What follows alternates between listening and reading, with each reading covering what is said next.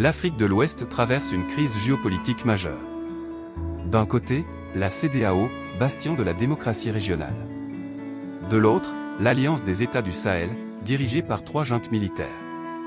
Au cœur de cette fracture, le Ghana de John Dramani Mahama tente un pari audacieux, réconcilier 2 visions opposées du pouvoir.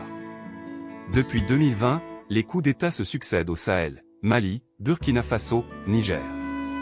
Ces juntes militaires, arrivées au pouvoir en promettant sécurité et souveraineté, ont créé l'AES en septembre 2023.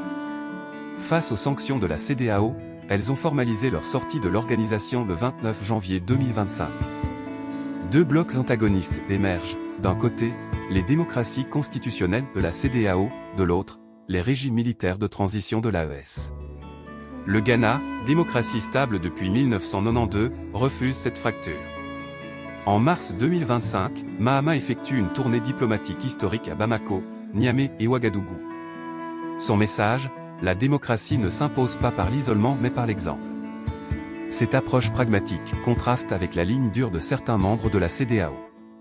Le Ghana mise sur la diplomatie du « bon voisinage », ouvrant ses frontières sans visa dès janvier 2025 et invitant les dirigeants de l'AES aux célébrations du 50e anniversaire de la CEDEAO. Cette stratégie révèle les limites de la démocratie face aux défis sécuritaires du Sahel. Les populations de l'AES, lassées de l'insécurité, soutiennent massivement leurs dirigeants militaires. Le Ghana parie que le dialogue peut éviter une guerre froide ouest-africaine.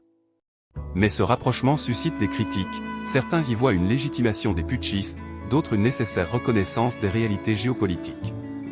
Le rapprochement Ghana-AES illustre le dilemme de la démocratie africaine. Faut-il sanctionner ou dialoguer avec les régimes militaires? Mahama choisit la voie du pragmatisme diplomatique, espérant que la démocratie ghanéenne puisse inspirer plutôt qu'isoler. L'avenir de l'intégration ouest-africaine se joue dans cette tension entre principes démocratiques et réalité géopolitique. Abonnez-vous à Large Écho pour décrypter ensemble les informations africaines.